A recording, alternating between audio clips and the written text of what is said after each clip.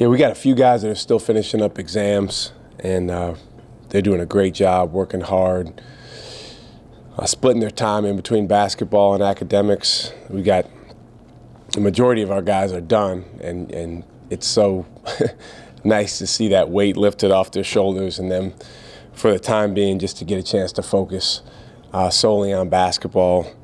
You know, for us, this week is all about getting better at the specific details that go into us being successful on both ends of the floor.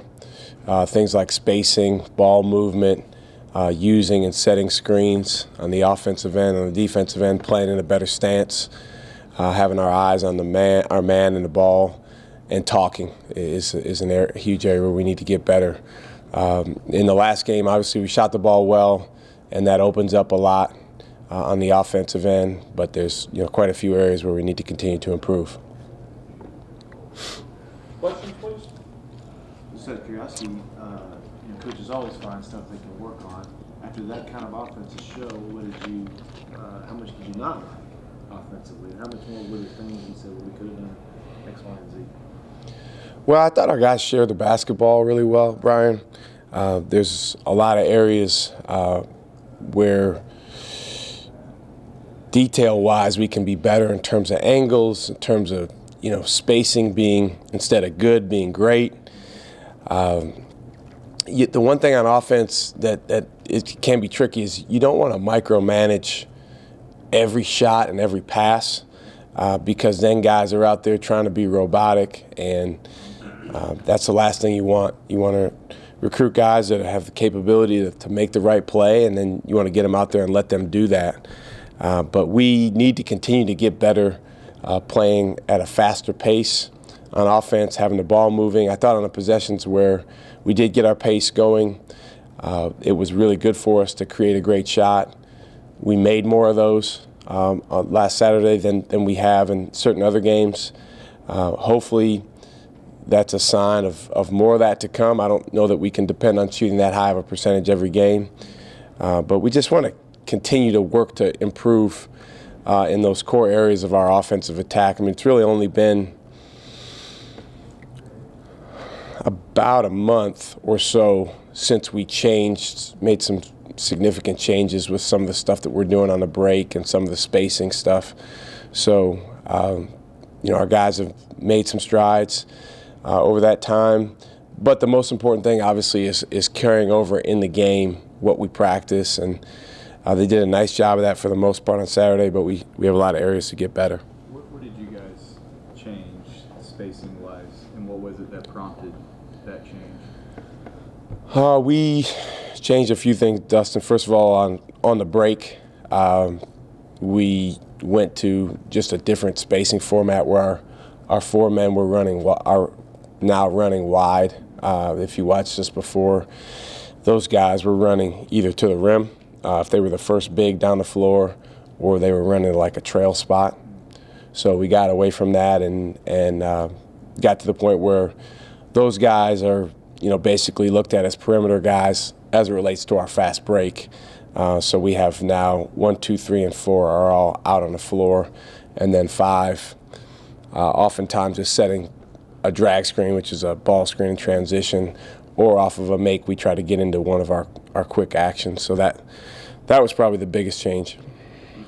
You've talked a lot, or at least the players have post-game about with maybe the atmosphere that they're in, having to create their own energy.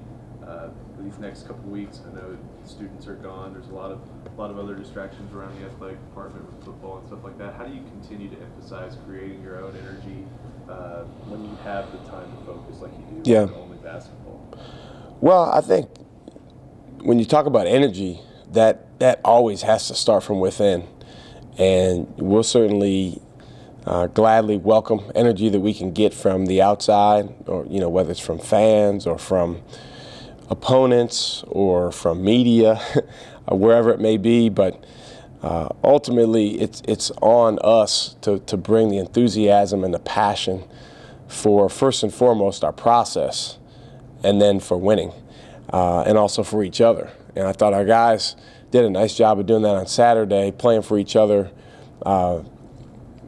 It's really, really easy when you get off to a good start to get away from those things because human nature tends to make you focus on yourself at that point, and you have to fight that. You have to battle human nature in that case. But there's no question the rest of this week, I've told our guys already a few times, you know, they all go home after this game that we have coming up. And, you know, if they spend the rest of this week daydreaming about being at home, that's a mistake, and that will cost us.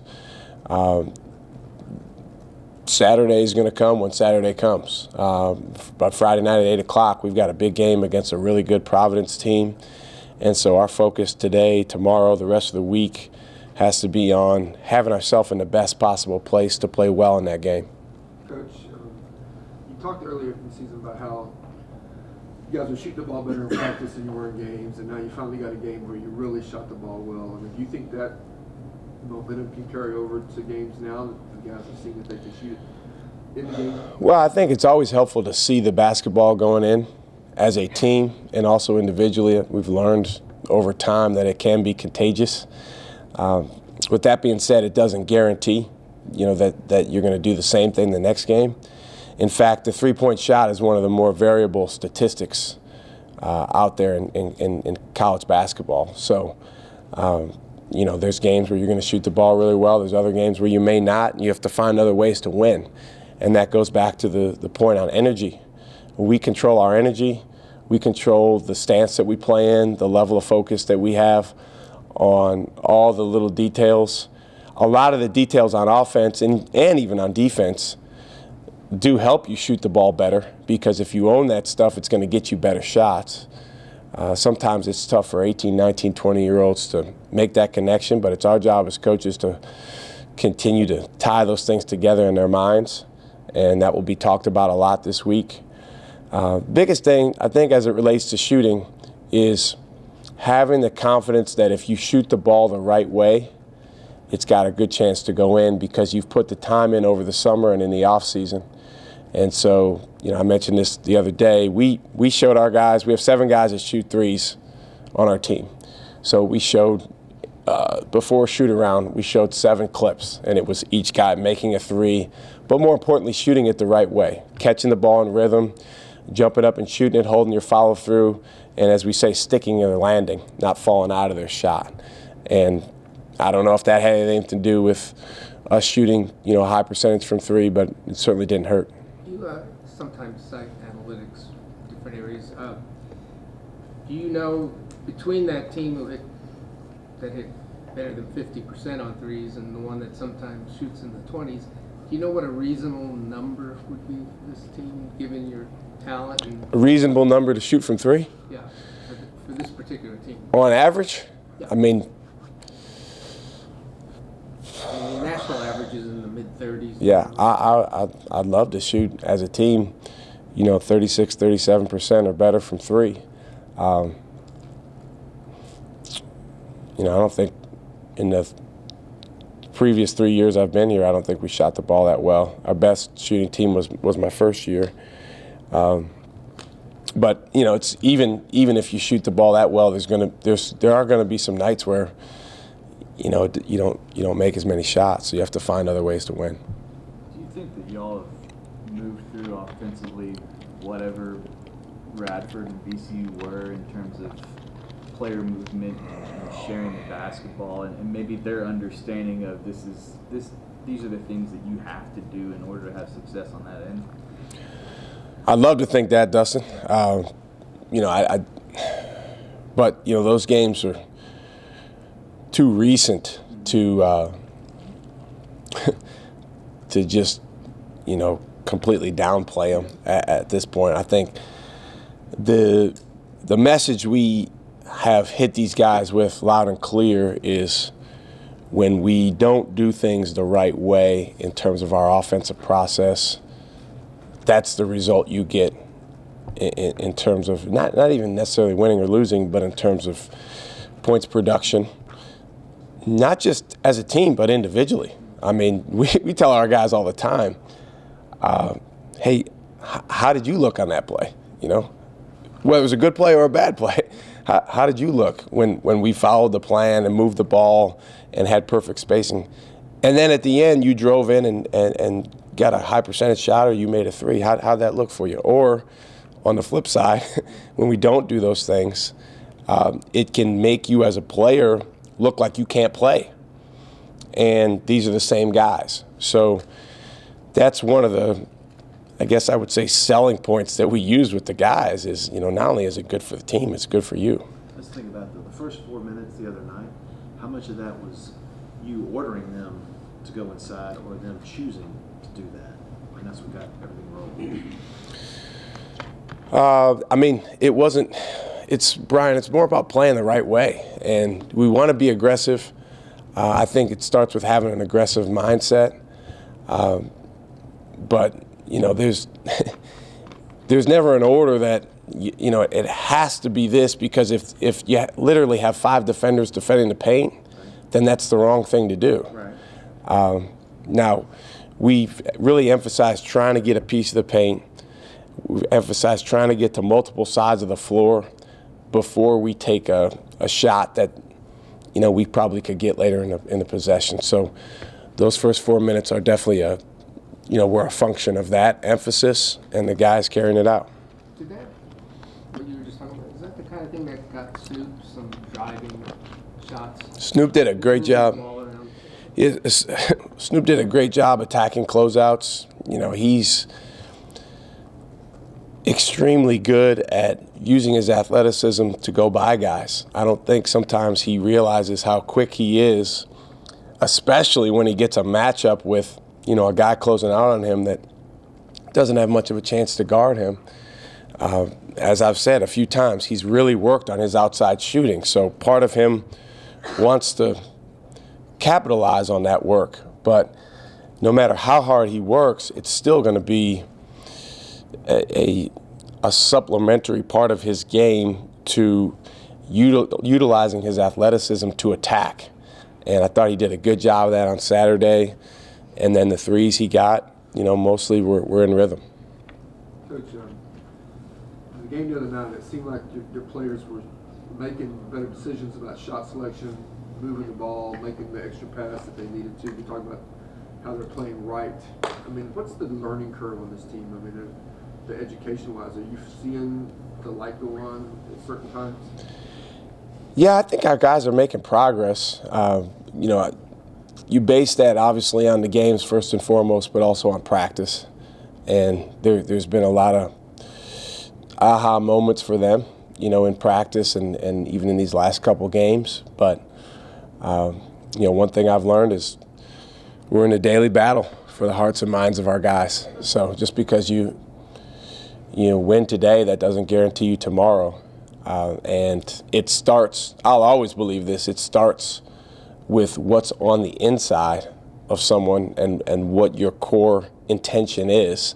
And if that's not right, then, we can demand all we want, or we can, practice all we want. It's not going to create the result we want. So, our guys have responded really well after the tough stretch that we had, and going into a Purdue game, which I think in a lot of ways felt, for our players, that it was one we really needed to win. And then we played well the other day against Grand Canyon, and we've got one more game before the holiday break, and it's a really important game against a great opponent that's very tough-minded and aggressive. And again, our guys need to take advantage of this time we have coming in to that game to get better and to have ourselves in the best possible place to be aggressive. Is that kind of the makeup of a Providence, of a Big East, old Big East, that part of the country? Is it too much of a generalization, or is that just kind of what they're about? It is what they're about. Yeah, it's definitely what they're about. I mean, they're led by their coach. Coach Cooley does a phenomenal job of, just having a toughness about their team and an aggressiveness. They really can come at you in different ways on the offensive and defensive end. So it's going to be a good challenge for our guys. But at the same time, it's more about us and us doing the things that we've just gotten done talking about to our standard, regardless of the opponent. And certainly when you play a really good team like Providence, you have less of a margin for error. But we focus on the things that we need to do. If our guys are connected around winning, playing to our identity, then it gives us a great chance. Two things you've said was you don't want to manage every shot pass, and guys do better when they get confidence, make some shots early. Do you call stuff like that? I guess with the starting lineup, maybe Trevor's like, okay, let's get him a 3 and hope he makes it real early. Yeah, I mean we do that for different guys. The last game we ran a play for Jericho. The first play of the game, we got him the ball, but then he got double teamed. So, you can only call one guy's number at once. But for the most part, the majority of what we're doing right now on offense is just trying to create a lot of movement and aggressiveness. Usually the ball's in our guards' hands where they're attacking on pick and roll, and then hopefully we can find the open man and attack from there. So in that way, it's not really necessarily always dictated who's going to get the shot because it's based on how the defense guards that action. The scouting report on Dylan, I would guess, gets on the perimeter, shot fake, and then gets into his – he did pull the trigger quick one time in the first half at that corner. Yeah. Where are you with that? Where if the shot fake is predictable, do you want him to maybe pull the trigger, or is that just where he's comfortable with? Well, I told him, Roger, the other day we sat down and I said, what would be really, really simple and easy is if you either always shot the ball when it was past you on the perimeter or you never shot the ball. I said, but unfortunately, that's just not how it works, man. Like, it's as players or coaches, we can't want it to be that easy. You have to make a read, and you've got to step in ready to shoot the ball. But at the same time, if the defense is closing out on you, you have a good shot fake where you can put it down. And then at the same time, we got to factor in the situation. If we've bombed up 4 threes the last 4 possessions and haven't made any, then it's probably not the right time. So that's where we want him is to be making that decision. But I mean, he's a 5th-year senior. He's been playing college basketball a long time, and we have faith in him to make that decision. Again, I think it relates to confidence. We want him to be confident. He spends a lot of time in the gym working on his shooting and on his driving. So you want guys to be able to do both, and he can. The other night he made 2 threes. The one he missed, he had to force because it was a late clock situation. But I mean, would take 2 for 3 from him any day of the week. Shaka, Jackson's playing at such a high level. He's really efficient around the bucket, playing defense as well. How do you manage the minutes between he and Jericho? That's a great question. Jackson's doing better and better. He hasn't missed in the last 2 games. I think his shooting percentage is up over 70% from the field. And the reason for that is he's taking the right shots. He takes layups, dunks, and when he gets the ball on the block, he does a nice job getting to his jump hook. And as he continues to progress and learn, I think he can expand his game. But right now, he's doing an awesome job doing what we ask him to do. In terms of minutes, I mean, as you've seen, it's been different in different games. I don't even really count the Grand Canyon game minutes-wise just because of the point differential, the minutes changed. But, I mean, Jackson's had games where he's played in the upper 20s. He's had games where he's been in foul trouble. He hasn't played as much. For the most part, Jackson and a few other guys on our team were just better when they're in. Eli Long, the numbers say the same thing. His numbers aren't necessarily as impressive as Jackson's are, but in terms of if you look at lineups, if you look at plus minus, both those guys are very high, as is Kamaka. So we factor all that in. I think eventually him and Jericho can play some together. Obviously you don't have as much shooting on the floor when those guys are in, but they do present some other challenges for the other team. So I'd like to look at that more and more. But you know, when you're doing that, obviously Dylan's not in the game. So, but I don't see Jackson's minutes going down. I see him going up. I mean, here in mid-December, have you started looking at Big 12 yet? I mean, kind of sizing up where everyone is, or? You always have an awareness of the league, and you know, when you get a chance, you watch. The other day after our game, I can never sleep after our game, so Baylor was playing. It was a later game because I think they were at Arizona, so I watched some of that game. Obviously watched some of pretty much everyone else on the team or in the league, but not necessarily watching them and, you know, scouting them. Right. Just kind of watching and seeing what people have and what they're doing. But you know, our focus has to be on, first and foremost, our team, and then as it relates to opponents, the upcoming opponent, because the next game is always so critical.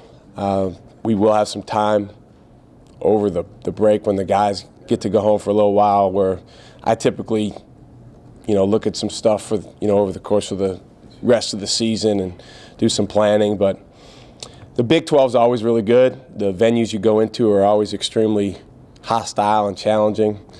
So it's more about us being the best Texas we can be. You mentioned Hayes taking the right shots. Has that been coached, or is that just what he's comfortable with and doesn't have to be told? He does what you tell him to do. It's not just about shots, and that's more a matter of parenting than anything else. And that's why he's been so successful. It's amazing how simple it can be in terms of your approach and the way you go about things when you just try to do what the coaches ask you to do. Now, he, like everyone else, has a lot of areas for growth. And like everyone else, you know, he's not immune to all the noise and stuff that's being said. But he's done a really good job this year of trying to be connected with his coaches and trying to follow the plan of what we've asked him to do. And I'll tell you, the best thing about him is, I've said this before, when he has a tough day or something doesn't go his way, it's like clockwork. He comes back that next day or that next game, and he's really good. And that's a great sign for him. Talk me through last one. Shaka, you guys turned down the three and drove baseline, and then the threes were pouring in. Yeah. Just talk about, it's sort of been feast or famine. Yeah. From the three-point line, obviously. Yep. Explosion against Franklin. Yeah, I mean, to your point, a bunch of us walking off the court said, you know, it'd be nice to save a few of those, you know, for another game, but it doesn't really work that way. So you want your guys to see the ball going in, because it does build a level of confidence in them. I think the best thing about some of those made threes is you could see, and Jace is probably the best example, you could see a real confidence with which they were shooting the ball. So you want that to continue. Now, obviously, the better the opponent, the more they're going to take away great looks, the more they're going to make life hard on you in terms of having to really, really execute and do all the little things right. And obviously, you know, Providence is a step up in terms of competition. So we can't always count on shooting 50% from three. What we need to count on is getting in the paint, sharing the basketball, creating good shots, and then if we happen to miss that shot, getting on the offensive glass. Two last ones. Next off. Thank you, guys. Sorry, Shaka, one more question. Yes, sir. Mike has a question. Taking on top ranked, highly ranked teams in the country, is it tougher on you, tougher on the players as far as getting ready for that compared to just a normal game? I don't think it's tougher, other than the fact that you're getting ready to play a great team. So it's always more challenging to game plan against teams that have less flaws. I think in college basketball, everybody has some, but the best teams have many less flaws. So it's tougher from that standpoint, but from the standpoint of motivation,